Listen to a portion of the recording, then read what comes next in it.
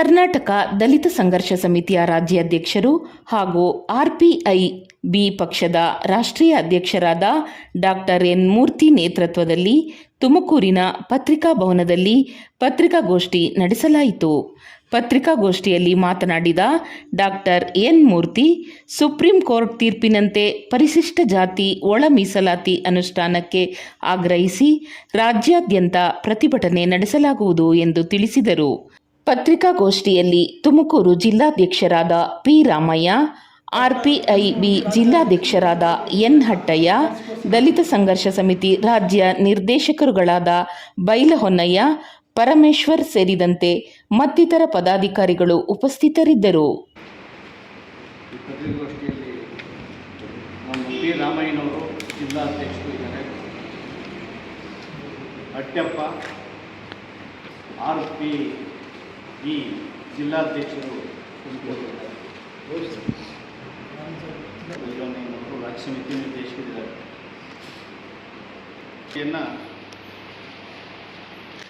ರಾಜ್ಯದ ಎಲ್ಲ ಜಿಲ್ಲೆಗಳಲ್ಲೂ ಕೂಡ ಪ್ರವಾಸವನ್ನು ಕೈಗೊಂಡು ಮಾಡ್ತಾ ಇದ್ದಾರೆ.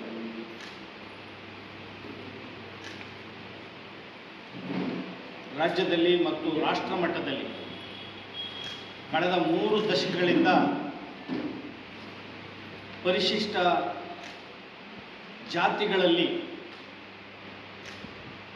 ಒಳ ಮೀಸಲಾತಿಯನ್ನು ಕಲ್ಪಿಸಬೇಕು ಅಂತ ಹೇಳಿ ಒತ್ತಾಯ ಮಾಡಿ ಹೋರಾಟಗಳು ನಿರಂತರವಾಗಿ ನಡೀತಾ ಇದೆ.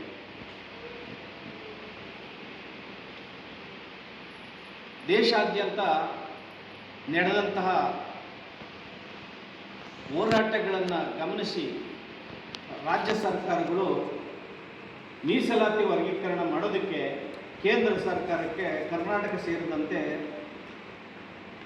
ಅನೇಕ ರಾಜ್ಯಗಳು, ಕರ್ನಾಟಕ, ತೆಲಂಗಾಣ, ಆಂಧ್ರ, ತಮಿಳುನಾಡು, ಹರಿಯಾಣ, ಪಂಜಾಬ್ ಸೇರಿದಂತೆ ಹಲವು ರಾಜ್ಯಗಳು ಮೀಸಲಾತಿ ವರ್ಗೀಕರಣಕ್ಕೆ ಕೇಂದ್ರ ಸರ್ಕಾರಕ್ಕೆ ಶಿಫಾರಸುಗಳನ್ನು ಕಳಿಸಿತ್ತು. ಹಲವು ಆಯೋಗಗಳು ರಚನೆಯಾದವು. ವಿವಿಧ ರಾಜ್ಯದ ಉಚ್ಚ ನ್ಯಾಯಾಲಯಗಳು ತೀರ್ಪುಗಳನ್ನು ಕೊಟ್ಟವು. ಸುಪ್ರೀಂ ಕೋರ್ಟ್ನಲ್ಲಿ ಪಂಚಪೀಠ 2 ತೀರ್ಪುಗಳನ್ನು ಸಂತೋಷ್ ಹೆಗ್ಡೆ ಅವರ ನೇತೃತ್ವದಲ್ಲಿ, ಅರುಣ್ ಮಿಶ್ರಾ ಅವರ ನೇತೃತ್ವದಲ್ಲಿ ತೀರ್ಪನ್ನು ಕೊಟ್ಟರು. ಅರುಣ್ ಮಿಶ್ರಾ ಅವರ ನೇತೃತ್ವದಲ್ಲಿ 5 ಜನರ ನ್ಯಾಯಪೀಠ ತೀರ್ಪನ್ನು ಕೊಟ್ಟು ರಾಜ್ಯ ಸರ್ಕಾರಕ್ಕೆ ಅಧಿಕಾರ ಇದೆ, ಸಂವಿಧಾನಬದ್ಧ ಅಧಿಕಾರ ಇದೆ ಅಂತ ಹೇಳಿತು. ಸಂತೋಷ್ ಹೆಗ್ಡೆಯವರ ನ್ಯಾಯಪೀಠ ಸಂವಿಧಾನ ತಿದ್ದುಪಡಿ ಆಗಬೇಕು ಅಂತ ಹೇಳಿತು. ಈ 2 ತೀರ್ಪುಗಳನ್ನು 7 ನ್ಯಾಯಾಧೀಶರ ಸಂವಿಧಾನ ಪೀಠ ಎಲ್ಲ ರಾಜ್ಯಗಳ ಆಯೋಗಗಳ ವರದಿಗಳನ್ನು ಗಮನಿಸಿ ವಿವಿಧ ಹೈಕೋರ್ಟ್ಗಳ ತೀರ್ಪುಗಳು, ಸುಪ್ರೀಂ ಕೋರ್ಟ್ನ ತೀರ್ಪುಗಳನ್ನು ಸಾಧ್ಯಾಂತವಾಗಿ ಪರಾಮರ್ಶಿಸಿ ಇದೇ ತಿಂಗಳು 1ನೇ ತಾರೀಕು 1/8/2024 ಐತಿಹಾಸಿಕ ತೀರ್ಪನ್ನು ಪ್ರಕಟಿಸಿ ಪರಿಶಿಷ್ಟ ಜಾತಿಗಳಲ್ಲಿ ಒಳ ಮೀಸಲಾತಿಯನ್ನು ಕಲ್ಪಿಸುವಂತಹ ಅಧಿಕಾರ, ಸಂವಿಧಾನಬದ್ಧ ಅಧಿಕಾರ ರಾಜ್ಯ ಸರ್ಕಾರಗಳಿಗಿದೆ ಅಂತೇಳಿ ತೀರ್ಪನ್ನು ಕೊಟ್ಟಿದೆ. ತೀರ್ಪನ್ನು ಕೊಟ್ಟು ಇಲ್ಲಿಗೆ ಸರಿಸುಮಾರು 25-26 ದಿನಗಳಾದ ಸನ್ಮಾನ್ಯ ಶ್ರೀ ಮುಖ್ಯಮಂತ್ರಿ ಸಿದ್ದರಾಮಯ್ಯನವರ ಸರ್ಕಾರ 7 ಜನ ನ್ಯಾಯಾಧೀಶರ ತೀರ್ಪು ಬಂದ ತಕ್ಷಣ ಸ್ವಾಗತ ಮಾಡಿದ್ಬಿಟ್ರೆ ಬೇರೆ ಪ್ರತಿಕ್ರಿಯೆ ಕೊಡಲೇ ಇಲ್ಲ. ಜಾಣ ಮೌನವನ್ನು ತಾಳಿದೆ. ರಾಜಕೀಯ ಜಂಜಾಟದಲ್ಲಿ ಸಹಸ್ರಾರು ವರ್ಷಗಳಿಂದ ಶೋಷಣೆಗೊಳಗಾದಂಥ ಪರಿಶಿಷ್ಟ ಜಾತಿಗಳು ಇವತ್ತು ಆ ನೋವನ್ನು ಅನುಭವಿಸ್ತಾ ಇದೆ. ಪರಿಶಿಷ್ಟ ಜಾತಿಗಳ ಅಥವಾ SC ST OBCಗಳ ಅವರ ಹೆಸರುಗಳನ್ನು ಹೇಳ್ಕೊಂಡು ಅಧಿಕಾರವನ್ನು ಮಾಡ್ತಾ ಇದ್ದಾರೆ ವಿನ ನೈಜವಾದಂಥ ನಿಜವಾದಂಥ ನ್ಯಾಯವನ್ನು ಕೊಡೋದಾಗಲಿ ಕಳಕಳಿಯನ್ನು ತೋರಿಸೋದಾಗಲಿ ಸರ್ಕಾರ ಮಾಡ್ತಾ ಇಲ್ಲ. ಇದು ಅತ್ಯಂತ ಖಂಡನೀಯ ಮತ್ತು ವಿಷಾದನೀಯ. ನಾವು ಈ ಒಂದು ರಾಜ್ಯ ಸರ್ಕಾರದ ನಿರ್ಲಕ್ಷ್ಯತೆಯನ್ನು, ಉದ್ದಟತೆಯನ್ನು, ಧಾರ್ಷ್ಟ್ಯ ಸ್ಥಿತಿಯನ್ನು ನಾವು ವಿರೋಧ ಮಾಡಿ ಖಂಡಿಸಿ ಮುಂದಿನ ತಿಂಗಳು 9/9 ಸೆಪ್ಟೆಂಬರ್ 9ನೇ ತಾರೀಕು ರಾಜ್ಯದ ಎಲ್ಲ ಜಿಲ್ಲೆಗಳಲ್ಲಿ, ಈ ತುಮಕೂರು ಸೇರಿದಂತೆ ಎಲ್ಲ ಜಿಲ್ಲೆಗಳಲ್ಲಿ ಜಿಲ್ಲಾಧಿಕಾರಿಗಳ ಕಚೇರಿಗೆ ಬೃಹತ್ ಪ್ರತಿಭಟನಾ ಪ್ರದರ್ಶನಗಳನ್ನು ಮಾಡಿ ರಾಜ್ಯ ಸರ್ಕಾರಕ್ಕೆ ಮನವಿಯನ್ನು ಕಳಿಸ್ತಾ ಇದೆ. ರಾಜ್ಯ ಸರ್ಕಾರ ಇದೇ ನಿರ್ಲಕ್ಷ್ಯತೆಯನ್ನು ಮುಂದುವರಿಸಿದರೆ ರಾಜ್ಯದಲ್ಲಿ ಬೃಹತ್ತಾದಂಥ ಹೋರಾಟವನ್ನು ಮಾಡ್ತೇವೆ. ಮತ್ತು ಈ ಸರ್ಕಾರಕ್ಕೆ ಕಿವಿ ಹಿಂಡುವಂಥ ಕೆಲಸವನ್ನು ಮಾಡ್ತೇವೆ ಅನ್ನೋ ಮಾತನ್ನು ಈ ಸಂದರ್ಭದಲ್ಲಿ ಹೇಳ್ತೇವೆ. ತುಮಕೂರಲ್ಲಿ ಪಿ ರಾಮಯ್ಯನವರ ನೇತೃತ್ವದಲ್ಲಿ 9ನೇ ತಾರೀಕು ಸೆಪ್ಟೆಂಬರ್ 9 ತಾರೀಕು ಬೃಹತ್ ಪ್ರತಿಭಟನಾ ರ್ಯಾಲಿ ತಮಟೆ ಚಳವಳಿ ನಡೀತು. ಬೆಂಗಳೂರಲ್ಲಿ ಫ್ರೀಡಂ ಪಾರ್ಕ್ನಿಂದ ಮುಖ್ಯಮಂತ್ರಿ ಸಿದ್ದರಾಮಯ್ಯನವರ ಮನೆಗೆ, ಮುಖ್ಯಮಂತ್ರಿಗಳ ನಿವಾಸಕ್ಕೆ ಬೃಹತ್ ಪ್ರತಿಭಟನಾ ಪ್ರದರ್ಶನವನ್ನು ನಾವು ಮಾಡ್ತಾ ಇದ್ದೀವಿ. ಏನು ಪರಿಶಿಷ್ಟ ಜಾತಿಗಳು ಇದ್ದಾವೆ, 110 ಜಾತಿ ಪರಿಶಿಷ್ಟ ಜಾತಿಗಳಿದ್ದಾವೆ. ಈ ಪರಿಶಿಷ್ಟ ಜಾತಿಗಳಿಗೆ ಸಂವಿಧಾನ ಕೂಡ ಮಾಡಿದಂಥ 15% ಮೀಸಲಾತಿ, ಈಗ 2% ಮೀಸಲಾತಿಯನ್ನು ಹೆಚ್ಚು ಮಾಡಿದ್ದಾರೆ. ಅದರಿಂದ ಜಾರಿ ಬಂದಿದೆ ನಾಗಮೋಹನ್ ದಾಸ್ ವರದಿ ಮೇಲೆ. ಏನು ಮೀಸಲಾತಿ ಸಮನಾಗಿ ಹಂಚಿಕೆಯಾಗಿಲ್ಲ ಅನ್ನೋ ಒಂದು ಅಸಮಾಧಾನ ಮತ್ತು ವಿರೋಧ ಮತ್ತು ನೋವು, ಅವರ ದುಃಖ ಹೋರಾಟವಾಗಿ ಪರಿವರ್ತನೆಯಾಗಿ ರಾಜ್ಯಾದ್ಯಂತ ಹೋರಾಟ ನಡೀತಾ ಇದೆ. ಅನೇಕ ಜನರುಗಳು ಜೀವನ ಬದುಕನ್ನೇ ಕಳ್ಕೊಂಡಿದ್ದಾರೆ. ರಾಜ್ಯ ಸರ್ಕಾರಗಳು ಏನು ಈ ಕೆಳವರ್ಗದ, ಕೆಳ ಸಮಾಜದ, ತಳ ಸಮಾಜದ ನೋವು, ಸಂಕಷ್ಟ, ಅವ್ರ ಜ್ವಲಂತ ಸಮಸ್ಯೆ ಅರ್ಥ ಆಗ್ದೇ ಇವರನ್ನು ಗಮನಿಸಿಲ್ಲ. ಇವರು ಓಟನ್ನು ಪಡೆದು ಓಟಿನ ರಾಜಕಾರಣಕ್ಕೆ ಅಷ್ಟೇ ಬಳಸಿಕೊಂಡು ವೋಟ್ ಬ್ಯಾಂಕ್ಗಳನ್ನಾಗಿ ಮಾಡಿಕೊಂಡು ಆಡಳಿತಗಳನ್ನು ಮಾಡ್ಕೊಂಡ್ಬಂದಿದೆ. ಅದರ ಪಾಲು ಸಿದ್ದರಾಮಯ್ಯನವ್ರಿಗೆ ಹೆಚ್ಚು ಅನ್ನೋ ಮಾತನ್ನೇ ಸಂದರ್ಭದಲ್ಲಿ ಹೇಳಕ್ಕೆ ಇಚ್ಛೆಪಡ್ತೀನಿ. ಅಹಿತ ವರ್ಗದ ಹೆಸರುಗಳನ್ನು ಹೇಳ್ಕೊಂಡು ಬಂದಂತಹ ನೀವು ಅಧಿಕಾರಕ್ಕೆ ಬರಬೇಕಾದ್ರೆ ನಾವೆಲ್ಲನೂ ಕೂಡ ರಾಜ್ಯಾದ್ಯಂತ ಕೆಲಸ ಮಾಡಿದ್ದೀವಿ. ಕಾಂಗ್ರೆಸ್ ಸರ್ಕಾರ ಬರಬೇಕಾದ್ರೆ ಕಾಂಗ್ರೆಸ್ನ ಕೆಲಸ ಅಂತ ಉದ್ದೇಶ ಏನಿತ್ತು ಅಂದರೆ SC/ST OBCಗಳ ತಿಳಿದವ್ರಿಗೆ, ವಿಚಾರವಂತರಿಗೆ ಕೋಮುವಾದಿ BJP ಬಂದ್ಬಿಡ್ತದೆ, ಸಂವಿಧಾನ ಬದಲು ಮಾಡ್ತದೆ ಅನ್ನೋ ಒಂದು ಆತಂಕದಿಂದ ನಿಮ್ಮನ್ನು ತಂದ್ವಿ. ಆದರೆ ಅದೇ ಹೊತ್ತು ಮೊಡವಾಗಿದೆ. 7 ಜನರ ನ್ಯಾಯಾಧೀಶರ ಪೀಠ ತೀರ್ಪು ಕೊಟ್ಟರೂ ಕೂಡ ನೀವು ಆ ತೀರ್ಪನ್ನು ಜಾರಿ ಮಾಡ್ತಾ ಇಲ್ಲ. 2023ರಲ್ಲಿ ಬೊಮ್ಮಾಯಿಯವರ ಸರ್ಕಾರ ಕೇಂದ್ರ ಸರ್ಕಾರಕ್ಕೆ ಮೀಸಲಾತಿ ವರ್ಗೀಕರಣಕ್ಕೆ ಶಿಫಾರಸು ಮಾಡಿಯಾಗಿದೆ. ಸಿದ್ದರಾಮಯ್ಯನವರು ಕೂಡ 2024ರಲ್ಲಿ ಪರಿಶಿಷ್ಟ ಮೀಸಲಾತಿ ವರ್ಗೀಕರಣ ಮಾಡಬಹುದು ಅಂತೇಳಿ ಶಿಫಾರಸನ್ನು ಕೇಂದ್ರ ಸರ್ಕಾರ ಕಳಿಸ್ಕೊಟ್ಟಿದೆ. ಈಗಾಗಲೇ ಮೀಸಲಾತಿ ವರ್ಗೀಕರಣ ಮಾಡೋದು ನೀವು ಒಪ್ಪಿದ್ದೀರ, ಯಾವುದೇ ಅಡೆತಡೆ ಇಲ್ಲ, ಸಂವಿಧಾನ ತಿದ್ದುಪಡಿ ಮಾಡುವಂಥ ಅವಕಾಶ ಇಲ್ಲ, ನ್ಯಾಯಾಲಯ ತೀರ್ಪು ಕೊಟ್ಟಾಗಿದೆ. ಆದರೆ ನೀವು ಸಮಸ್ಯೆ ಏನು ಅನ್ನೋದನ್ನು ತಿಳಿಸ್ಬೇಕು. ಜೊತೆಗೆ ಅತ್ಯಂತ ಗಂಭೀರವಾಗಿ ಮುಖ್ಯವಾಗಿ ಹೇಳಬೇಕು ಅಂದರೆ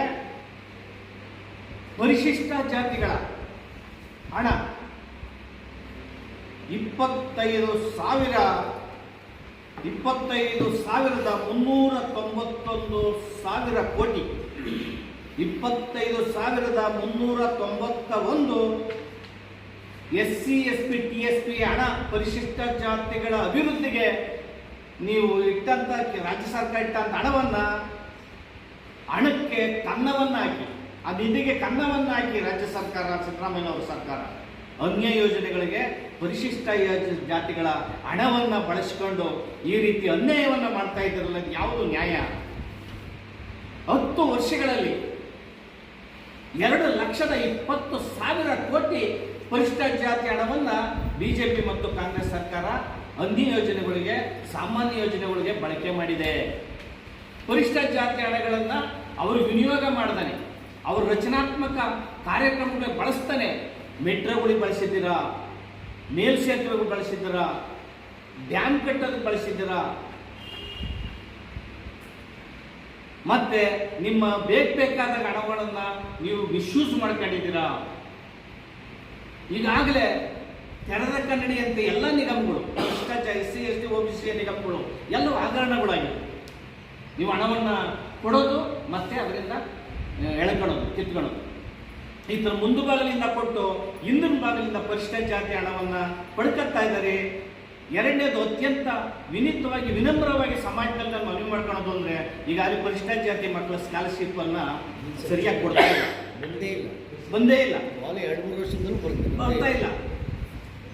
ನಾನು ಸಿದ್ದರಾಮಯ್ಯವ್ರ ಮೀಟಿಂಗಲ್ಲಿ ಕೇಳಿದೆ, ಅವರು ಅಧಿಕಾರ ಬಂದು 1 ತಿಂಗಳಲ್ಲಿ ನಾನು ಕೇಳಿದೆ ಸಭೆಯಲ್ಲಿ, 5,000 ಪರಿಶಿಷ್ಟ ಜಾತಿ ಮಕ್ಕಳ ಅರ್ಜಿಗಳು ರಿಜೆಕ್ಟ್ ಆಗಿದ್ದಾವೆ ಗೌರ್ನೆನ್ಸಲ್ಲಿ. ಅವರು ಕೇಳಿದ್ರು ಅಲ್ಲಿ ಇದ್ದಂಥ ಮಣಿವಣ್ಣನ್ನು ಮತ್ತು ಕಮಿಷನರ್ನ, ಹೌದು ರಿಜೆಕ್ಟ್ ಆಗಿದ್ದಾವೆ ಅಂತ ಹೇಳಿದರು. ಯಾಕೆ ಕಾರಣ ಕೇಳಲಿಲ್ಲ, ಮತ್ತೆ ಅದನ್ನ ಏನಾದರೂ ಪರಾಮರ್ಶೆ ಮಾಡಿ ಕೊಡ್ಬೋದಾ ಅಂದರು. ಅವ್ರು ಅಂದರು, ಅದನ್ನ ಹಂಗೆ ಬಿಟ್ಟು 3-4 ವರ್ಷಗಳಿಂದ ಪರಿಶಿಷ್ಟ ಜಾತಿಯವರು ಹಣ ಕೊಟ್ಟಿಲ್ಲ. ಜೊತೆಗೆ ಪ್ರಭುತ್ವ ಯೋಜನೆ, ಪರಿಶಿಷ್ಟ ಜಾತಿಗಳ ವಿದೇಶಕ್ಕೆ ಹೋಗುವಂಥ ಮಕ್ಕಳು ಆ ಸ್ಕೀಮನ್ನೇ ನಿಲ್ಲಿಸ್ಬಿಟ್ಟಿದ್ದಾರೆ. OBCಗಳು ಪ್ರಪಂಚದ 1000 ವಿಶ್ವವಿದ್ಯಾನಿಲಯದಲ್ಲಿ ಮೆರಿಟ್ನಲ್ಲಿ ಕಳಿಸ್ಕೊಡ್ಬೋದು, ಆದರೆ ಪರಿಶಿಷ್ಟ ಜಾತಿಗಳಿಗೆ 100 ವಿಶ್ವವಿದ್ಯಾಲಯ ಮಾತ್ರ ಕೊಡ್ಬೋದು ಅಂತ ಮಾಡಿ ಅದನ್ನು ರದ್ದು ಮಾಡಿದ್ದಾರೆ. ಅಷ್ಟೇ ಅಲ್ಲದೆ ಮೆರಿಟ್ ವಿದ್ಯಾರ್ಥಿ ವೇತನವನ್ನು ರದ್ದು ಮಾಡಿದ್ದಾರೆ. ಹೋರಾಟ ಮಾಡ್ತಾ ಇದ್ದೀವಿ. ಎಷ್ಟು ಹೇಳೋದು ಕಿವುಡರಿಗೆ, ಎಷ್ಟು ಹೇಳೋದು ಕಣ್ಣಿಲ್ದವ್ರಿಗೆ, ಎಷ್ಟು ಹೇಳೋದು ಬಾಯಿಲ್ದವ್ರಿಗೆ. ಇವರಿಗೆ ಹೃದಯದಲ್ಲಿರಬೇಕು. ಸಿದ್ದರಾಮಯ್ಯನವರು ಮತ್ತು ಬಿಜೆಪಿ ಕಾಂಗ್ರೆಸ್ ಸರ್ಕಾರದಲ್ಲಿ ಹೃದಯದಲ್ಲಿ ಈ ಒಂದು ಸಮಾಜವನ್ನು, ಶೋಷಿತ ಸಮಾಜವನ್ನು ಮುಂದಕ್ಕೆ ತರಬೇಕು, ಅಭಿವೃದ್ಧಿ ಮಾಡಬೇಕು, ಸಂವಿಧಾನದ ಪರಿಕಲ್ಪನೆಗಳನ್ನು, ಆಶಯಗಳನ್ನು ಈಡೇರಿಸಬೇಕು ಅನ್ನೋ ಒಂದು ಮನಸ್ಥಿತಿ ಇಲ್ಲ. ಅವರು ಓಟ್ ಪಡೆಯೋವರೆಗೂ ತರ ಇರ್ತಾರೆ, ಓಟ್ ಪಡೆದ ಮೇಲೆ ಬದಲಾಗಿರ್ತಾರೆ. ಸಂವಿಧಾನ ತಿದ್ದುಪಡಿ ಆಗಬೇಕು, 341 ಊರು ಅಂತೇಳಿ ಇಡೀ ದೇಶಾದ್ಯಂತ ಹೇಳ್ಕೊಂಡ್ಬಂದರು. ಈಗ ಅದನ್ನು ಎಳೆಯಾಗಿ ಬಿಡಿಸಿ 7 ಜನ ನ್ಯಾಯಾಧೀಶರ ಪೀಠ ತೀರ್ಪನ್ನು ಕೊಟ್ಟಿದೆ. ಈಗ ಅಲಕ್ ನಿರಂಜನ್ ಅಂತ ಸುಮ್ಮನೆ ಇದ್ದು ಬಿಟ್ಟಿದ್ದಾರೆ. ನಾವು ಎಷ್ಟು ಹೋರಾಟ ಮಾಡಿದ್ರು ಕೂಡ ಕೇಸ್ಗಳನ್ನು ಹಾಕೋದು, ಜೈಲುಗಳಿಗೆ ಕಳಿಸೋದು, ಅಟ್ಯಾಕ್ ಮಾಡೋದು. ಸಮಾಜ ಕಲ್ಯಾಣ ಸಚಿವರು ಏನು ಮಾಡ್ತಾ ಇದ್ದಾರೆ? ಸಮಾಜ ಕಲ್ಯಾಣ ಸಚಿವರು ಅಸಹಾಯಕರಾಗಿದ್ದಾರೆ.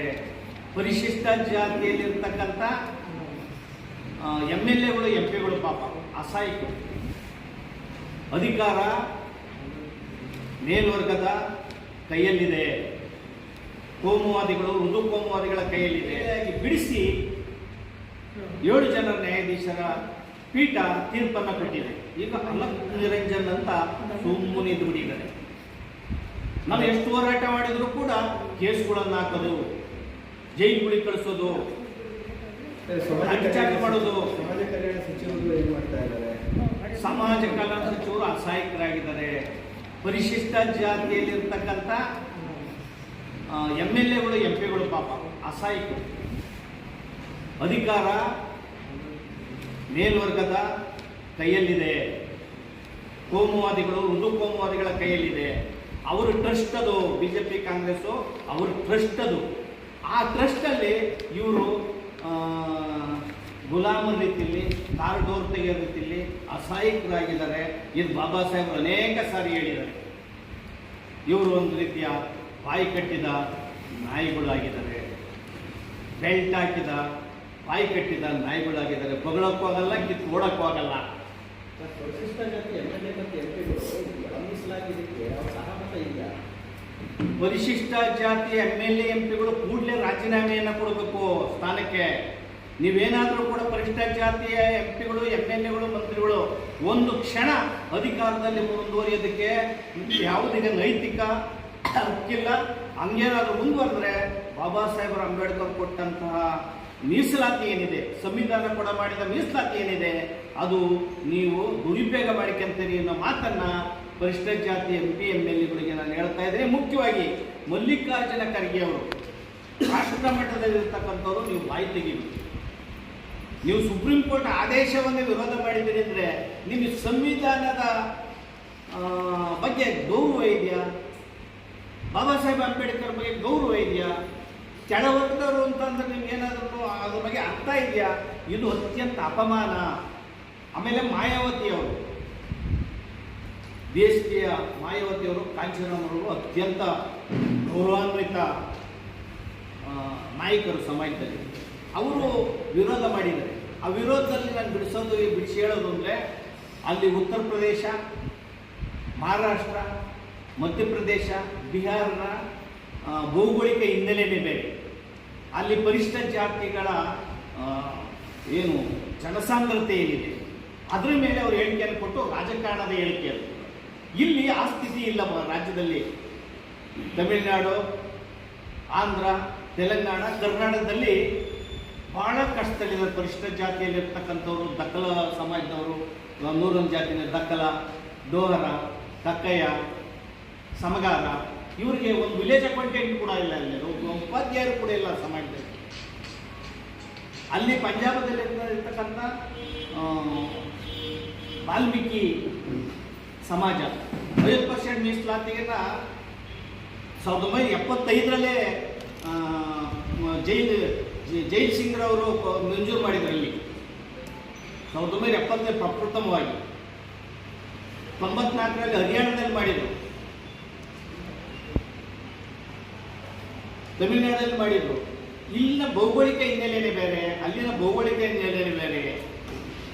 ಇಲ್ಲಿ ಕರ್ನಾಟಕದಲ್ಲಿ ಇರ್ತಕ್ಕಂಥ ಕಟ್ಟಕಡೆಯ ಸಮಾಜಕ್ಕೆ ನ್ಯಾಯ ಕೊಡಬೇಕಾದ್ರೆ ವಿಚಾರವಂತರು, ಸರ್ಕಾರ ಎಲ್ಲನೂ ಕೂಡ ಹೃದಯ ವಿಶಾಲ ಆಗಬೇಕು. ಆ ಕಟ್ಟಕಡೆಯ ಸಮಾಜ ಮೇಲೆತ್ತೋದಕ್ಕೆ ಅವಕಾಶ ಮಾಡಬೇಕು ಅಂತ ಹೇಳಿ ಕೂಡಲೇ ಮೀಸಲಾತಿ, ಪರಿಶಿಷ್ಟ ಮೀಸಲಾತಿ ವರ್ಗೀಕರಣ ಆಗಬೇಕು. ಕಟ್ಟಕಡೆಯವರಿಗೆ ಸಾಮಾಜಿಕ ನ್ಯಾಯ ಸಿಗಬೇಕು ಅಂತ ಹೇಳಿ ಮತ್ತೊಂದು ವಿಚಾರ ತಮ್ಮಲ್ಲಿ ಬರ್ತಾ ಇದ್ರೆ ನಾನು ಬಿಡಿಸೋಕ್ಕೆ ನೀವು ಪ್ರಶ್ನೆ ಬರೋದು ಮೊದಲೇ ನಾನು ವಿಷಯ ಹೇಳ್ಬಿಡ್ತೀನಿ. ಸಿದ್ದರಾಮಯ್ಯನವರು ಜ್ಞಾನ ಮೌನವನ್ನು ಅನುಸರಿಸ್ತಾ ಇದ್ದಾರೆ ಅಂತ. ಯಾಕೆಂದರೆ ಭೋವಿ ಸಮಾಜದವರು ಎದುರಾಗಬೇಕಾಗ್ತದೆ ಮುಂದಿನ ಚುನಾವಣೆಯಲ್ಲಿ. ಇಲ್ಲ, ಭೋವಿ ಸಮಾಜದವ್ರಿಗೂ ಕೂಡ 3% ಕೊಟ್ಟಿದ್ದೆ. ಈಗ ಮನಮೋಹನ್ ದಾಸ್ ವರದಿ ಪ್ರಕಾರ ಅವ್ರಿಗೆ ಕೊಟ್ಟು 4.5% ಆಗಿದೆ. ಅವ್ರದ್ದೇನು ಅಸಮಾಧಾನ ಇಲ್ಲ, ಇವ್ರಿಗೆ ಅಸಮಾಧಾನ ಇದೆ. ಇದು ವರ್ಗೀಕರಣದಲ್ಲಿ ಎಷ್ಟೆಷ್ಟಿದೆ ಸರ್? ಈಗ ಸರ್ಕಾರ ಶಿಫಾರಸು ಮಾಡಿದೆಯಲ್ಲ, ಎಷ್ಟೆಷ್ಟಿದೆ ವರ್ಗೀಕರಣದಲ್ಲಿ? ಯಾವ ಸಮುದಾಯಕ್ಕೆ ಎಷ್ಟಿದೆ ವರ್ಗೀಕರಣ? ಯಾವ ರೀತಿ ಇದೆ ಅಂದರೆ ವರ್ಗೀಕರಣ ಯಾವ ರೀತಿ ಇದೆ ಅಂದರೆ, ಸದಾಶಿವ ಆಯೋಗದಲ್ಲಿ ಶೇಕಡ ಮಾದಿಗ ಸಮಾಜಕ್ಕೆ 6%, ವಲಯ ಸಮಾಜಕ್ಕೆ 3%, ಗೋವಿ 5%, ವಲಯ ಸಮಾಜಕ್ಕೆ 5 ಗೋವಿ, ಕೊರ್ಮ, ಕೊರ್ಚ, ಲಮಾಣಿ ಸಮಾಜಕ್ಕೆ 3%, ಇತರ ಸಮಾಜಕ್ಕೆ 1%. ಅಬಿಟರ್ ಡಿಕ್ಟಮ್ ಅಂತೇಳಿ ಅವರ ಸಾಂದರ್ಭಿಕ ಉಲ್ಲೇಖ ಏನಿದೆ ಅದು ಜಡ್ಜ್ಮೆಂಟ್ ಆಗಲ್ಲ, ಅದು ಅಭಿಪ್ರಾಯ ಆಗ್ತದೆ.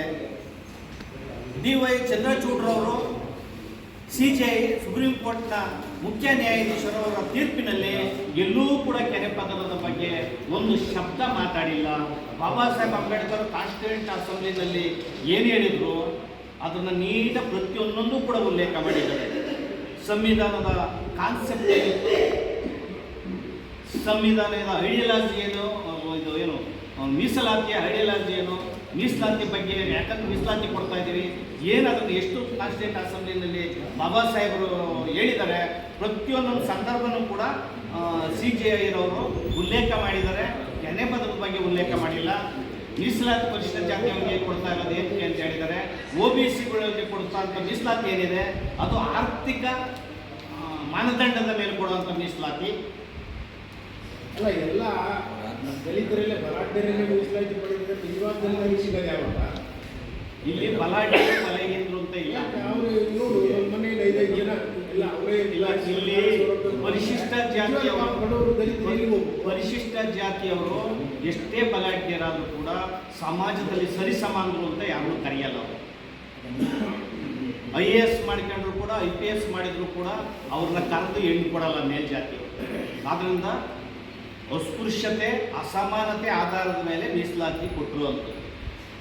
ಆದ್ದರಿಂದ ಜಾತಿಯರವರೆಗೂ ಮೀಸಲಾತಿ ಕೊಡಬೇಕು ಅಂತೇಳಿ ಅನೇಕ ಮಹನೀಯರಿಗಾಗಲೇ ಅದನ್ನು ಉಲ್ಲೇಖ ಮಾಡಿದ್ದಾರೆ. ದಲಿತರಲ್ಲೇ ಹೇಳ್ತಾ ಇರೋದು, ಬೇರೆ ಬೇರೆ ಜಾತಿಯವರು ಬೇಡ. ದಲಿತರಲ್ಲೇ ಬರೀ ಶ್ರೀಮಂತರಾದವರು ಶ್ರೀಮಂತರಾಗ್ತಾ ಇದ್ದಾರೆ. ಕ್ರೀಮಿ ಲೇಯರ್ ಬೇಕಲ್ವಾ ಅಂತ ಅವ್ರು ಹೇಳ್ತಾ ಇದ್ದಾರೆ. ಅದನ್ನೇ ನಾನು ಹೇಳ್ತಾ ಇರೋದು. ನಾವು ಹೇಳ್ತಾ ಇರೋದು ಅಂದರೆ ಪರಿಶಿಷ್ಟ ಜಾತಿನಲ್ಲಿ ಡಾಕ್ಟರ್ ಆದರೂ ಕೂಡ ಅವನಿಗೆ ಸಮಾಜದಲ್ಲಿ ಸರಿಸಮಾನವಾದಂಥ ಸ್ಥಾನ ಇಲ್ಲ ಅಂತ ಪ್ರಧಾನಿಯವರು ಉಲ್ಲೇಖ ಮಾಡಿದ್ದಾರೆ. ಆ ಕಾರಣದಿಂದ ನಾವೇ ಪರಿಶಿಷ್ಟ ಜಾತಿಯವರು ಒಪ್ಕೊಂಡಿದ್ದೀವಿ. ನಮ್ಮ ಸಮಾಜದಲ್ಲಿ ವರ್ಗೀಕರಣ ಮಾಡಿಬಿಡಿ, ABCD ಮಾಡಿ, ಕಡೆಯವರೆಗೂ ಸಿಗಲಿ, ಎಲ್ಲರಿಗೂ ಸಿಗಲಿ. ಈ ನಾವು ಹಂಚ್ಕೊಳ್ಳೋಕೆ ರೆಡಿ ಇದ್ದೀವಲ್ಲ, ಅದಕ್ಕೆ ಬೇರೆ ಸಮಾಜದ ಮಧ್ಯವರ್ಗಕ್ಕೇನು ಬೇಕಾಗಿಲ್ಲ. ನಾವೀಗಾಗಲೇ ಮನಸಾರೆ ಎಲ್ಲ ಸಮಾಜದವ್ರು ಪರಿಶಿಷ್ಟ ಅಸ್ಪೃಶ್ಯರು ಒಟ್ಟಾರೆ ಅಸ್ಪೃಶ್ಯರಿಗಾಗಲೇ ಒಪ್ಪಿ ಹೋರಾಟ ಮಾಡಿ ನಾವು ಹಂಚ್ಕೊಂತೀವಿ ಅಂತ ಹೇಳಿದ್ದೀವಿ. ಒಂದು ಗೋಲಿಗಾಗಿ ನೀವು ಅಲ್ಲೇ ಇರ್ತಕ್ಕಂಥ ಬಲಹೀನರಿಗೆ ಹಂಚಿದ್ರೆ ನೀವು ಅದು ಸೊರೋಗಲ್ಲ. ಅದರಿಂದ ABCD ಮಾಡಿ ಅಂತ ನಾವು ಈಗಾಗಲೇ ಒತ್ತಾಯ ಮೂರ್ತಿಯವರೇ, ನಮ್ಮ ಪ್ರಶ್ನೆ ಇರೋದು ಹೇಳಿ. ಕ್ರಿಮಿ ಲೇಯರ್ ಯಾಕೆ ಬೇಡ ಅಂತಿದ್ದೀರಿ ಅಂತ. ಕ್ರೀಮಿ ಲೇಯರ್ ಬೇಡ ಅನ್ನೋದನ್ನ ಸ್ಪಷ್ಟವಾಗಿ ತಿಳ್ಕೊಬೇಕು. ಸಂವಿಧಾನದಲ್ಲಿ ಎಲ್ಲೂ ಅವಕಾಶ ಇಲ್ಲ ಸರ್, ಸಂವಿಧಾನದಲ್ಲಿ ಅವಕಾಶ ಇಲ್ಲ. ಆದರೆ 50 ವರ್ಷ ಇವತ್ತು ಏನಾಗಿದೆ, 72 ವರ್ಷ ಆಯಿತು, 78 ವರ್ಷ, 78 ವರ್ಷದಿಂದ ಮೀಸಲಾತಿ ಕೊಡ್ತಾನೆ ಬಂದಿದ್ದಾರೆ. ಅನುಭವಿಸಿದಂಥ ಕುಟುಂಬಗಳೇ ಅನುಭವಿಸ್ತಿದ್ದಾರೆ. ಇನ್ನೂ ಕೊನೆ ಹಂತದವರೆಗೂ ತಲುಪಿಲ್ಲ.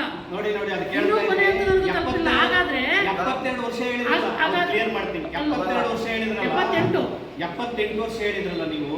1950 ತಗೊಂಡು 78 ಹೇಳಿದ್ರಿ. 5,000 ವರ್ಷಗಳಿಂದ ನಮ್ಮನ್ನ ಶೋಷಣೆಗೆ ಗುರಿಪಡಿಸಿರೋದು ಈ ಸಮಾಜದ ಇತಿಹಾಸದ ತಪ್ಪುಗಳಿಗೋಸ್ಕರ ಕೊಡ್ತಾರ ಅಂತ ಮೀಸಲಾತಿ ಇಲ್ಲ. ಅವಾಗ ಪ್ರಜಾಪ್ರಭುತ್ವ ಇರಲಿಲ್ಲ. ನಾವು ಕೇಳಬೇಕಾಗಿದ್ದು ಪ್ರಜಾಪ್ರಭುತ್ವದ ಅಷ್ಟೇ. ಮನುಷ್ಯರಿದ್ರಲ್ಲ, ಮಾನವೀಯತೆ ಇತ್ತಲ್ಲ,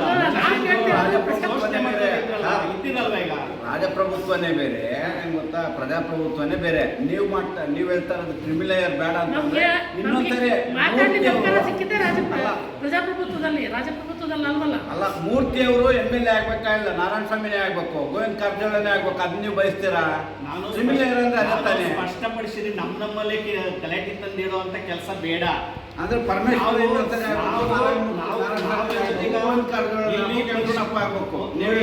ಭೂಮಿ ವಿತರಣೆ ಇಡೀ ದೇಶದ ಭೂಮಿ ಶೇಕಡ 96ರಷ್ಟು ಬ್ರಾಹ್ಮಣ, ಕ್ಷತ್ರಿಯ, ವೈಶ್ಯರದ ಆಗಿದೆ. ಇನ್ನು ಶೇಕಡ 4ರಷ್ಟು ಮಾತ್ರ SC ST OBC ಆಗಿದೆ. ಪರಿಶಿಷ್ಟ ಜಾತಿಯವರದ್ದು ಶೇಕಡ 1ರಷ್ಟು ಭೂಮಿ ಇಲ್ಲ ಈ ದೇಶದಲ್ಲಿ. ನಾವು ಬರೀ ದಲಿತರಿಗೆ ಸೀಮಿತವಾಗಿ ಆಮೇಲೆ IAS IPS ಎಲ್ಲಾನು ಇರ್ತದೆ, ಎಲ್ಲ ಸಮಾಜದಲ್ಲಿ ಇರುವಲ್ಲ.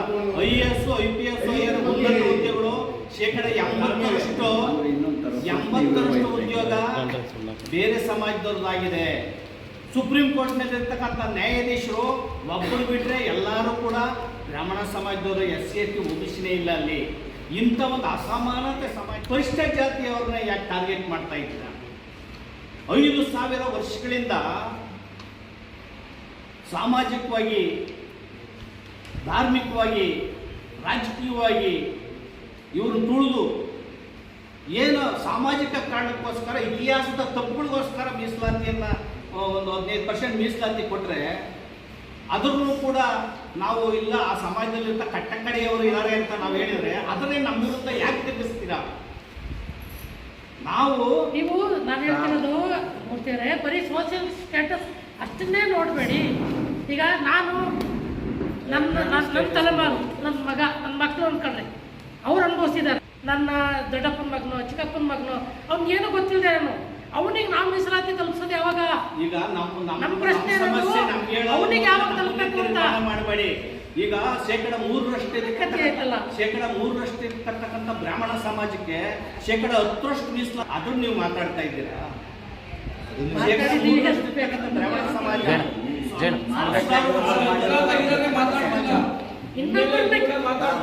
ಬ್ರಾಹ್ಮಣ ಸಮಾಜದವರು, ಲಿಂಗಾಯತ ಸಮಾಜದವರು ಹೆಣ್ಣು ಕೊಡ್ತೀರ ಅವ್ರ ಮಕ್ಕಳಿಗೆ? ಮುಂದುವರೆದವ್ರಿಗೆ ಎಸ್ ಸಿ ಪಟ್ಟಿನಲ್ಲಿ ಮುಂದುವರೆದವ್ರಿಗೆ ಮತ್ತೆ ಮೀಸಲಾತಿ ಮತ್ತೆ ಅಧಿಕಾರ ಕೂತಿದ್ದಾರೆ. ಈಗ ನೋಡಿ, ಸಿದ್ದಯ್ಯನವರು ಇದ್ರು, ಸೋಷಿಯಲ್ ವೆಲ್ಫೇರ್ ಡಿಪಾರ್ಟ್ಮೆಂಟಿನ ಚೀಫ್ ಸೆಕ್ರೆಟರಿ ಆಗಿದ್ರು, ಹೌದಲ್ವಾ? ಅವರು ಮೀಸಲಾತಿಯಿಂದ ಬಂದಾಗಿದ್ದೆ ಅಲ್ವಾ?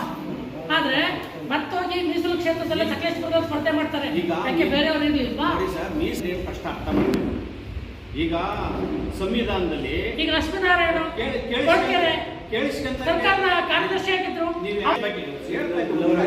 ಕ್ರೀಮಿಲೇಯರ್ ಬಗ್ಗೆ ಸಂವಿಧಾನದಲ್ಲಿ ಕ್ರಿಮಿಲೇಯರು ಪರಿಷ್ಠ ಜಾತಿಯವರಿಗೆಲ್ಲ ಇದು ಅವರ ದೌರ್ಜನ್ಯ ಶೋಷಣೆಯ ಆಧಾರದ ಮೇಲೆ, ಮಾನದಂಡದ ಮೇಲೆ ಕೊಡ್ತಾ ಇರೋದು. ಕ್ರೀಮಿಲೇಯರ್ ಅವರಿಗಿಲ್ಲ ಅಂತ 15/4 ಶಿಕ್ಷಣದಲ್ಲಿ ಮೀಸಲಾತಿ, 16/4 ಉದ್ಯೋಗದಲ್ಲಿ ಮೀಸಲಾತಿ ಸ್ಪಷ್ಟವಾಗಿ ಹೇಳಿದೆ. ಅದನ್ನೇ ಉಲ್ಲೇಖ ಮಾಡಿ 9 ಜನರ ನ್ಯಾಯಪೀಠ ಇಂದಿರಾ ಸಹಾನಿ ಕೇಸ್ನಲ್ಲಿ 1998ರಲ್ಲಿ ತೀರ್ಪನ್ನು ಕೊಟ್ಟು ಪುಂಖಾನುಪುಂಖವಾಗಿ ಕ್ಲಿಯರ್ ಮಾಡಿದೆ ಕ್ರಿಮಿಲೇಯರ್ ಬಗ್ಗೆ. ದಯಮಾಡಿ ಅದನ್ನು ಓದಬೇಕು. ಆಮೇಲೆ CJI ಕೂಡ ಕ್ರಿಮಿಲೇಯರ್ ಬಗ್ಗೆ ಎಲ್ಲೂ ಕೂಡ ಒಂದು ಪದವನ್ನು ಹೇಳಿಲ್ಲ. ನಾವು ಹೇಳ್ತಾ ಇರೋದು ಇಷ್ಟೇ, ಸುಪ್ರೀಂ ಕೋರ್ಟ್ನ ನ್ಯಾಯಾಧೀಶರ ಪೀಠ ಏನು ಹೇಳಿದೆ, ಮೀಸಲಾತಿಯನ್ನು ವರ್ಗೀಕರಣ ಮಾಡಬೇಕು ಅಂತ ನಾವು ಮನವಿ ಮಾಡ್ತಾ ಇರೋದು. ನಾವು ಎಲ್ಲರ ಅಭಿಪ್ರಾಯ ಏನಪ್ಪಾ ಅಂದ್ರೆ, ಏನ್ ಅಧಿಕಾರದಲ್ಲಿರೋರು ಅವ್ರ ಮಕ್ಕಳೇ ಬರ್ತಿದ್ರೆ ಇದೊಂಥರ ಕೌಟುಂಬಿಕ ಮೀಸಲಾತಿ ವರ್ಗೀಕರಣ ಆಗುತ್ತೆ ಅಂತ ಕೇಳ್ತಾ ಇರೋದು. ಆ ಆಧಾರದ ಮೇಲೆ ಸಾಮಾಜಿಕವಾಗಿ ಸಮಾನ ಅವನೇ ಸಿಗುತ್ತೆ. ಸರ್, ನೀವು ಕೆರೆಪತ್ರ ತರಲಿಲ್ಲ ಅಂದ್ರೆ ನಿಮ್ಮನ್ನ ಯಾರು ಕರೆದು ಹೇಳ್ಕೊಡಲ್ಲ. ನಾನು ಕೇಳ್ತಾ ಇರೋದು ನೀವು ಕೆರೆಪತ್ರ ತರಲಿಲ್ಲ. 7 ಜನದ ನ್ಯಾಯಾಧೀಶರಗಳು ಒಬ್ಬರಾದಂತ ಗವಾಯಿ ಅವರಿದಾರಲ್ಲ, ಅವರು ಪರಿಷ್ಠ ಜಾತಿಯವರೇ, ಅವರೇ ಕ್ರಿಮಿಲೇಯರ್ ತಂದಿರೋದು. ಅವರು ಪರಿಷ್ಠ ಜಾತಿಯವರು, ಅವರೇ ಕ್ರಿಮಿಲೇಯರ್ ತಂದಿರೋದು. ಇದು ಹೈಟೆಕ್ ವ್ಯವಹಾರ ಬೇಡ. ಉಪ ಸಮಿತಿ, ಸಂಪುಟ ಉಪ ಸಮಿತಿ ರೆಕಮೆಂಡ್ ಮಾಡಿದ್ದು 5.5 ಏನು ಮಾದಿಗ ಸಮಾಜಕ್ಕೆ, 4.5 ವಲಯ ಸಮಾಜಕ್ಕೆ, ಮತ್ತು 4% ಪರಮ ಪರಿಚಯ ಸಮಾಜಕ್ಕೆ, ಇನ್ನು ಇತರೆ 1% ಮಾಡಿ ಕಳಿಸಿದೆ. ಇದರಲ್ಲಿ ಯಾವುದೇ ಸಮಾಜದ ಡಿಸ್ಪ್ಯೂಟ್ ಇಲ್ಲ, ವಿರೋಧ ಇಲ್ಲ. ಗೋವಿ ಪರಮ ಸಮಾಜಕ್ಕೆ ಕೂಡ ಅವ್ರ ಜನಸಂಖ್ಯೆ ಆಧರಿಸಿದಂತೆ ಕೊಡಲಿ, ನಮ್ದು ಯಾವುದೇ ವಿರೋಧ ಇಲ್ಲ. ಇತರೆ ಸಮಾಜಕ್ಕೂ ಕೊಡಲಿ. ಇಲ್ಲಿ ಮೀಸಲಾತಿ ಕೊಟ್ಟಿರುವಂಥದ್ದು ಪರಿಶಿಷ್ಟ ಜಾತಿಗಳಿಗೆ ಸಾಮಾಜಿಕ ದೌರ್ಜನ್ಯ ಶೋಷಣೆಗೆ ಆಧರಿಸಿದಂತೆ ಕೊಟ್ಟಿರೋದು ಮೀಸಲಾತಿ. ಸಂವಿಧಾನದ 15/4 ಪ್ರಕಾರ ಕೆನೆ ಪದರ ಅವಕಾಶ ಬರೋದಿಲ್ಲ. ಸಂವಿಧಾನದಲ್ಲಿ ಪರಿಪೂರ್ಣವಾಗಿ ಹೇಳಿದೆ, ಸ್ಪಷ್ಟವಾಗಿ ಹೇಳಿದೆ. ಆಮೇಲೆ ಕೆನೆ ಪದರವನ್ನು ರಾಜ್ಯ ಸರ್ಕಾರಗಳು ಯಾವುದೇ ರಾಜ್ಯ ಸರ್ಕಾರ ಕೆರಕಕ್ಕೆ ಸಾಧ್ಯ ಇಲ್ಲ. ಈಗಾಗಲೇ ಅದನ್ನು ಕೇಂದ್ರ ಸರ್ಕಾರದ ಸಚಿವ ಸಂಪುಟ ಸ್ಪಷ್ಟಪಡಿಸಿದೆ. ಇದು ಯಾಕೆ ಸ್ಪಷ್ಟಪಡಿಸಿದೆ ಅಂದರೆ ಅದು ಹೆಲ್ಪ್ ಮಾಡಿದೆ ಅಂತಲ್ಲ ಕೇಂದ್ರ ಸರ್ಕಾರ, ಇದು ಕೇಂದ್ರ ಸರ್ಕಾರದ ಅಧಿಕಾರಕ್ಕೆ ಬರ್ತದೆ. ಇದು ಕನ್ಕರೆಂಟ್ ಲಿಸ್ಟ್ ಆಫ್ ಸಬ್ಜೆಕ್ಟ್ ಅಂತ ಹೇಳಿದ್ರು. ಏನು ಮೀಸಲಾತಿ ವಿಚಾರ 15/4, 15/6 concurrent list of subject. Only central government deal this subject. ಆದ್ದರಿಂದ ಕೇಂದ್ರ ಸರ್ಕಾರ ಅದರ ಅಧಿಕಾರದ ವ್ಯಾಪ್ತಿನಲ್ಲಿ ನಾವು ಕೆನೆ ಪತ್ರವನ್ನು ನಾವು ತರಲ್ಲ. ಅದು ಯಾಕೆ ಹೇಳಿದೆ ಅಂದರೆ ಈಗಾಗಲೇ ತೀರ್ಪು ಆಗೋಗಿದೆ. ಇಂದಿರಾ ಸಹಾನಿ ಕೇಸ್ನಲ್ಲಿ 1992ರಲ್ಲಿ ಈಗಾಗಲೇ ಕೆನೆ ಪದರದ ವಿಚಾರ ಪರಿಷ್ಠ ಜಾತಿಯವರು ಬರಲ್ಲ, ಅವರಿಗೆ ಸಾಮಾಜಿಕ ದೌರ್ಜನ್ಯ ಶೋಷಣೆ ಮತ್ತು ಸಾಮಾಜಿಕ ನ್ಯಾಯದ ಆಧಾರದ ಮೇಲೆ ಕೊಟ್ಟಿರೋದ್ರಿಂದ ನಾವು ಅದರಲ್ಲಿ ಕೆನೆ ಪದರ ಅವಕಾಶ ಇಲ್ಲ ಅಂತ ಈಗಾಗಲೇ 9 ಜನರ ನ್ಯಾಯಾಧೀಶರ ಪೀಠ ಇಂದಿರಾ ಸಹಾನಿ ಕೇಸ್ನಲ್ಲಿ 1992ರಲ್ಲಿ ತೀರ್ಪನ್ನು ಕೊಟ್ಟಾಗಿದೆ. ಆದ್ದರಿಂದ ಅದನ್ನು ಉಲ್ಲೇಖ ಮಾಡಿ ಕೇಂದ್ರ ಸರ್ಕಾರ ಕೆನೆ ಪದರ ಅವರು ತರಲ್ಲ ಅಂತ ಹೇಳಿದೆ. ಇದು ಸಿದ್ದರಾಮಯ್ಯನವ್ರ ಸರ್ಕಾರಕ್ಕೆ ಏನಾಗ ಬಂದಾಗಿದ್ರೆ ನಾವು ಯಾವುದೇ ಸಂದರ್ಭದಲ್ಲಿ ನಾವು ಅವ್ರಿಗೆ ಹೇಳೋಕ್ಕೆ ನಾವು ಕ್ಲಿಯರ್ ಮಾಡೋಕ್ಕೆ ಅವ್ರಿಗೆ ಎಲ್ಲ ವಿಚಾರಗಳನ್ನು ಹೇಳೋದಕ್ಕೆ ನಾವು ಸಿದ್ಧರಿದ್ದೇವೆ, ಬದ್ಧರಿದ್ದೇವೆ. ಆಮೇಲೆ ನಾನು ಕೂಡ ಏನು ಸುಪ್ರೀಂ ಕೋರ್ಟು 7 ಜನ ನ್ಯಾಯಾಧೀಶರು ತೀರ್ಪು ಕೊಟ್ಟಿದೆ, 500ಕ್ಕೂ ಹೆಚ್ಚು ಫೈಲ್ಗಳನ್ನ ಒಂದೊಂದು ಅಕ್ಷರ ಕೂಡ ನಾವು ಓದಿದ್ದೇವೆ. ಓದೇ ನಾವಿಲ್ಲಿ ಮಾತಾಡ್ತಾ ಇರೋದು.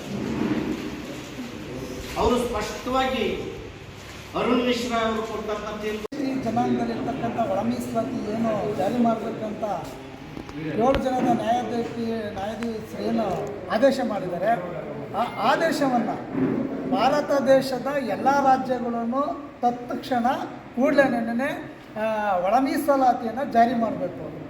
ಈ ವಿಚಾರವಾಗಿ ಇಲ್ಲಿ ಭಾಳಷ್ಟು ಗೊಂದಲದ ವಿಚಾರ ಇಡೀ ದೇಶದಲ್ಲಿ ನಡೀತಿದೆ. ಒಳ ಮೀಸಲಾತಿ ಹೋರಾಟದ ಬಗ್ಗೆ ಏನು ಮಲ್ಲಿಕಾರ್ಜುನ್ ಖರ್ಗೆ ಅವರು ರಿಯಾಕ್ಷನ್ ಕೊಡಬೇಕು. ಅವರು ಒಳ ಮೀಸಲಾತಿ ಪರವಾಗಿ. ಮತ್ತು ರಾಹುಲ್ ಗಾಂಧಿ ಅವರು ಎಲ್ಲ ವಿಚಾರವಾಗೂ ಮಾತಾಡ್ತಾರೆ, ಒಳ ಮೀಸಲಾತಿವರೆಗೆ ಇಲ್ಲಿವರೆಗಾಗಿ ಮಾತಾಡಿಲ್ಲ. ಇನ್ನು ಕರ್ನಾಟಕದಲ್ಲಿ ಏನು ಪ್ರಪ್ರಥಮವಾಗಿ ಪರಮೇಶ್ವರ್ ಸಿದ್ದರಾಮಯ್ಯನವರು ಸಮಾವೇಶದ ದಲಿತ ಸಂಘಟನೆಗಳ ಐಕ್ಯತಾ ಸಮಾವೇಶದ ಸಂದರ್ಭದಲ್ಲಿ ಮಾತನ್ನು ಕೊಟ್ಟಿದ್ದು, ಚುನಾವಣೆ ಸಂದರ್ಭದಲ್ಲಿ ನಾವು ಒಳ ಮೀಸಲಾತಿಯನ್ನು ಕರ್ನಾಟಕದಲ್ಲಿ ಜಾರಿ ಮಾಡ್ತೀವಿ ಅಂತ ಹೇಳಿದರು. ಈಗ ಸುಪ್ರೀಂ ಕೋರ್ಟ್ ಆದೇಶವನ್ನು ಮಾಡಿತ್ತು, ಕೂಡಲೇ ಆದೇಶನ ಜಾರಿ ಮಾಡಬೇಕಂತ ಹೇಳ್ತಾ ಇದ್ದೀನಿ. ಮತ್ತು ಇಡೀ ರಾಜ್ಯಾದ್ಯಂತ 9 ತಾರೀಕೇನು ಒಳ ಮೀಸಲಾತಿ ಜಾರಿಗಾಗಿ ಇಡೀ ರಾಜ್ಯಾದ್ಯಂತ ಎಲ್ಲ ಜಿಲ್ಲಾ ಮಟ್ಟದಲ್ಲಿ ದಾದಾ ಸಾಹೇಬ್ ಡಾಕ್ಟರ್ ಎನ್ಮೂರ್ತಿ ಅವರ ಏನು ನೇತೃತ್ವದಲ್ಲಿ ರಾಜ್ಯದಲ್ಲಿ ನಡೀತೈತೆ ಆ ಪ್ರತಿಭಟನೆಯಲ್ಲಿ ಇಡೀ ರಾಜ್ಯಕ್ಕೆ ಒಂದು ಸಂದೇಶವನ್ನು ಕೊಡ್ತಾ ಇದ್ದೀವಿ. ನಾವು ಕೂಡಲೇ ಒಳ ಮೀಸಲಾತಿಯನ್ನು ಜಾರಿ ಮಾಡಬೇಕು. ಇಲ್ಲಾಂದರೆ ಮುಂದಿನ ದಿನಗಳಲ್ಲಿ ಈಗಾಗಲೇ ಇಡೀ ರಾಜ್ಯದಲ್ಲಿ ಎಲ್ಲ SC STಗಳು ಜಾಗೃತರಾಗ್ತಾರೆ. ಯಾಕಂತಂದರೆ ಸುಪ್ರೀಂ ಕೋರ್ಟ್ ಒಂದು ಕ್ರಾಂತಿಯಾದ ಒಂದು ಆದೇಶವನ್ನು ಕೊಟ್ಟೈತಿ. ಈ ಆದೇಶವನ್ನು ನೀವೇನಾದ್ರು ಜಾರಿ ಮಾಡಲಿಲ್ಲ ಅಂತಂದರೆ ಇವತ್ತು ಮನೆಯಲ್ಲಿ ಜಾಗೃತರಾದ ಮತದಾನದ ಬಗ್ಗೆ ಜಾಗೃತರಾಗಿದ್ದಾರೆ. ಮುಂದಿನ ಚುನಾವಣೆಯಲ್ಲಿ ತುಂಬ ಪ್ರಾಬ್ಲಮ್ ಆಗೋದು ಬೇಡ. ಯಾವ ಪಕ್ಷ ಒಳ ಮೀಸಲಾತಿ ಬಗ್ಗೆ ತತ್ಕ್ಷಣ ಜಾರಿ ಮಾಡೋದಕ್ಕೆ ಮುಂದಾಗ್ತಾರೆ, ಆ ಪಕ್ಷದ ಬಗ್ಗೆ ಇಡೀ SC ST ಜನಾಂಗ ಪರವಾಗಿರ್ತದೆ ಅಂತ ಹೇಳೋದ್ರ ಮೂಲಕ ನಾನು ಮಾತನ್ನು ಮುಗಿಸ್ತಾ ಇದ್ದೀನಿ.